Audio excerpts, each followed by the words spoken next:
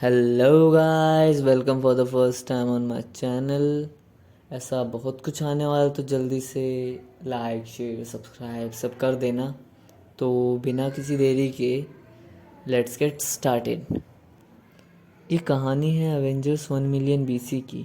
All father Odin, the star brand, Agamotto the sorcerer supreme, the black panther, the iron fist और the Phoenix की। हर महान प्रेम कहानी की तरह इसका भी आगाज़ एक किसके साथ ही हुआ था। वो था लॉफी, यूटनहाइम के फ्रोस्ट जायंट्स का राजा, और वो थी हाइव, संक्रमण की जननी, नेगेटिव जोन नाम की एक जगह से। इतिहास में ये तो दर्ज नहीं है कि वो कैसे मिले, लेकिन सिर्फ ये कि वो अर्थ पर आए थे 1 मिलियन साल पहले अपने प्यार को पूरा करने, विजय और वध के ज़रिए। उनके मिलन की शक्ति इतनी थी कि वो इंसानों को उनके शुरू के और सबसे पहले कुछ दिनों में ही ख़त्म कर सकते थे, अगर पृथ्वी के सबसे महान रखवाले वहाँ मौजूद न होते। वो युद्ध 70 दिन और रातों तक चला। हाईवे करोड़ों बच्चे मारे गए, और तब इस शर्म के कारण उसने वापस लौटने का फैसला किया। लॉफी का क्रोध एक बर्फीले तूफान की तरह था, और उस दिन उसने कसम खाई कि वो पृथ्वी के इन रखवालों से बदला लेकर रहेगा। उस दिन तो वो चला गया, पर इस वादे के साथ कि वो लौटेगा ज़रूर। और यहाँ मिडगार्ड अपने ज़िद्दी पर महान रखवालों की शरण में फलता फूलता गया। सालों बीत चुके थे उस बात को जब मैड सेलेस्टियल को हराने वो सब पहली बार इकट्ठा हुए थे। पर यह पहली बार था कि उन्होंने एक साथी खोया हो, द ब्लैक पैंथर। फीनिक्स कहती है, ब्लैक पैंथर, काश वो सब वैसे ही बने जैसे तुम थे। जिस पे ओडिन कहता है, हाँ पैंथर बहुत अच्छे से लड़ा, और वो इंसानों में सबसे काबिल था, पर था तो वो एक इंसान ही ना। फीनिक्स, तुम्हारे लिए अच्छा यही होगा कि तुम इंसानों से ज़्यादा ना जुड़ो, क्योंकि वो एक ना एक दिन मर ही जाएंगे, वो हमारी तरह नहीं है। जिस पे फीनिक्स कहती है, ओडिन एक महान आदमी, हमारा साथी मर गया है, उसकी थोड़ी तो इज्जत करो।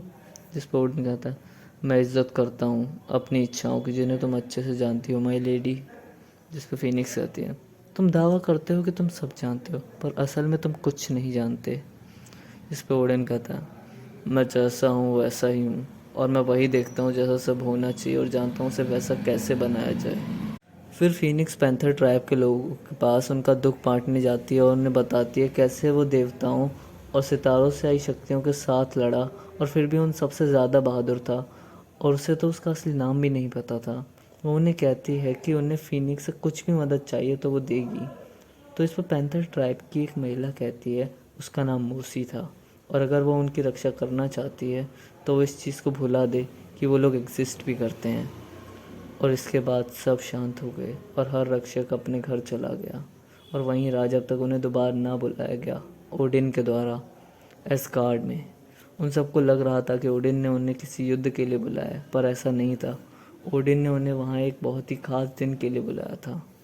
फीनिक्स भी घबराई हुई वहाँ पहुँची, और फिर सब ओडिन से उनको वहाँ बुलाने की वजह पूछने लगे। तब ओडिन ने उन्हें बताया कि साथ में उन्होंने कई जंगें लड़ी हैं और मिडगार्ड को भी बचाया है, पर आज उन सबको इससे भी बड़ी जीत के सम्मान में बुलाया गया है, प्यार के लिए। तो इस पर फीनिक्स कहती है, ओडिन ये सब क्या है? तो इस पर ओडिन कहता है, माय लेडी, ये हमारी शादी का दिन है। और इससे पहले फीनिक्स कुछ बोल पाती, ओडिन कहता है, शादी को जल्दी शुरू करो और जल्दी ख़त्म करो, मैं और एक पल नहीं रुक सकता। इतना सुनते ही फीनिक्स उसे चांटा मार देती है और उससे कहती है, तुम भगवान के नाम पे गधे हो ओडिन। तो ओडिन कहता है, माय लव, मुझे कुछ समझ नहीं आ रहा। तो फीनिक्स कहती है, कभी आएगा भी नहीं, और वहाँ से चली जाती है, कभी ना लौटने के इरादे के साथ। पर वो लौटती है पृथ्वी पे, क्योंकि अगर वो अभी गई तो इंसान शुरू होने से पहले ही ख़त्म हो जाएंगे, और किसी को पता भी नहीं चलेगा कि अर्थ जैसा कोई प्लैनेट था भी। फीनिक्स को सितारों की तरफ जाना है, पर वो तब तक यहाँ से नहीं जा सकती जब तक पृथ्वी को कोई नया रखवाला ना मिल जाए। और इस सब के कई साल बाद जब गाया अपने एक बच्चे को जन्म दे रही है, उसे ऐसा लग रहा है कि जैसे वो एक तूफान को जन्म दे रही है, और उसका बच्चा उसके पेट में रो रहा है, और उसके रोना बिजली की आवाज़ की तरह है। शक्ति इतनी कि पैदा होने से पहले ही दुनिया को नष्ट कर सकता है। उसके जन्म के लिए अगामोटो भी वहाँ पर मौजूद है, और गोस्ट राइडर और स्टार ब्रांड भी वहाँ पे पहुँच रहे हैं। पैंथर ट्राइब को भी इस चीज़ के होने का अंदेशा हो जाता है।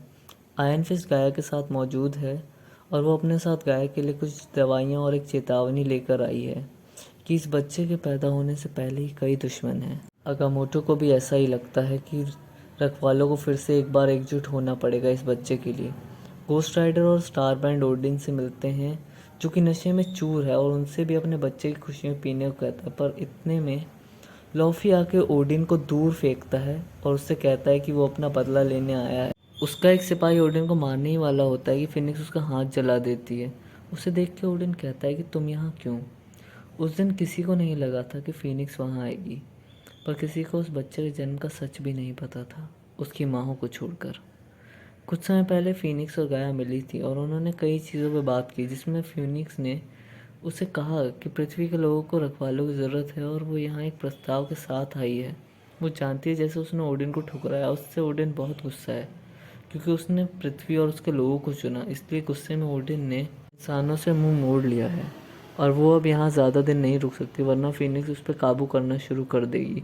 वो यहाँ से इसलिए रुकी है क्योंकि उसे डर है उसके जाने के बाद दुनिया को कौन बचाएगा, क्योंकि बाकी देवताओं को इस दुनिया की कोई परवाह नहीं है और वो जानती है कि ओडिन ने उसे भी यही प्रस्ताव भेजा है। तो इस पे गाया कहती है तुम्हें उसे छोड़ने के बाद उसने लगभग हर देवी को यही प्रस्ताव भेजा है। जिस पे फिनिक्स कहती है क्या हो अगर तुम उसे हाँ कह दो? तो गाया कहती है मुझे नहीं लगता मुझ में इतना सब्र है कि मैं उसकी हरकतों को सह सकूं, और तुम भी तो उससे प्यार करती थी। तो इस पर फिनिक्स कहती है मैं जानती हूँ वो कभी कभी कुछ ज़्यादा ही अकड़ू हो जाता है, और हाँ मैं उससे आज भी प्यार करती हूँ, पर फिनिक्स मुझे कभी एक प्रेमिका, एक दुल्हन, एक माँ नहीं बनने देगी। ये सब मेरे लिए नहीं है।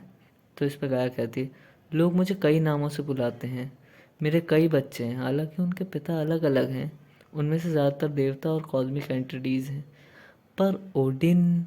तो फिनिक्स कहती है गाया इस दुनिया को तुम्हारे जैसे और देवताओं की ज़रूरत है जो इसकी परवाह करें। तो गाया कहती है तुम ओडिन के प्यार के लिए नहीं, इस ग्रह के लिए मेरे पास आई हो, इस ग्रह की रक्षा के लिए। फिनिक्स कहती है हाँ ये सच है और मुझे इससे छोड़ना पड़ेगा इससे पहले कि मैं मर जाऊं, पर मैं ये तब तक नहीं कर सकती जब तक इसे एक नया रखवाला ना मिल जाए। तो गाया कहती है पर मैं फिर भी ये नहीं कर सकती, क्योंकि अगर तुम चाहती हो कि वो बच्चा सबसे प्यार करे तो उसका जन्म भी प्यार से ही होना चाहिए।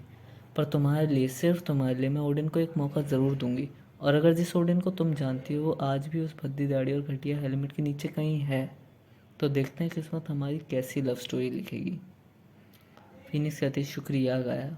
तो गाया कहती शुक्रिया फिनिक्स, चाहे कभी किसी को पता चले या ना चले, पर अगर मेरा और ओडिन का बच्चा कभी जन्मा तो तुम भी उसकी उतनी ही माँ होगी जितनी कि मैं। तो फिनिक्स कहती ओ गाया, हर महान प्रेम कहानी की तरह इसका भी आगाज़ एक किसके साथ ही हुआ था और इसने एक महान बच्चे को जन्म दिया। हाँ ओडिन और गाया का बेटा। उसे देखकर गाया कहती है ये कितना सुंदर है। आयरन फिस्ट उसे बधाइयाँ देती है और भागने की सलाह देती है, क्योंकि लॉफी वहाँ पहुँच चुका था और वो उस बच्चे पर हमला कर देता है। फिनिक्स ने उस बच्चे के शरीर पर लगा हुआ द फ्रोज़न ब्लेड का कट ऐसे महसूस किया जैसे वो उसकी खुद की ही त्वचा हो। वो बस एक छोटा सा कट था, पर वो काफ़ी था उस बच्चे को बर्फ में बदलने के लिए। गाया कहती है फिनिक्स मेरे बच्चे की मदद करो। तो फिनिक्स उस बच्चे को लेकर आसमान की ऊंचाइयों में उड़ जाती है और इतना तेज चलती है जितना वो आज तक कभी नहीं चली थी। उसने उस आग को उस बच्चे के शरीर में डाल दिया और उसे फिर से ज़िंदा कर दिया। वो बच्चा था पृथ्वी की देवी और एस्गार्ड के ऑलफादर और तारों के पार से एक फायरबर्ड का। एक बच्चा जिसकी पहली सांस ही आग थी, आग और बिजली, फायर एंड थंडर। उस बच्चे का नाम था थॉर। सबने उसके जन्म की खुशी मनाई, पर फीनिक्स का उस जश्न में स्वागत नहीं था। ओडिन उससे कहता है मेरा बच्चा मुझे दो, हम इसे एस्गार्ड लेके जा रहे हैं और तुम मेरे परिवार से दूर रहो। वो वहाँ रुककर उस बच्चे को बड़ा होते देखना चाहती थी, पर हर बार जब वो रोता तो स्वर्ग में तूफान आता जो कि वर्ल्ड ट्री की एक एक टहनी को हिलाकर रख देता, पर सबसे ज़्यादा वो उसे हिलाता था। जहाँ भी वो गई, इससे फ़र्क नहीं पड़ता वो कितनी भी दूर हो, वो हमेशा तूफान की आवाज़ से बचती थी, क्योंकि उसे उससे उस बच्चे की याद आती थी। दी एंड।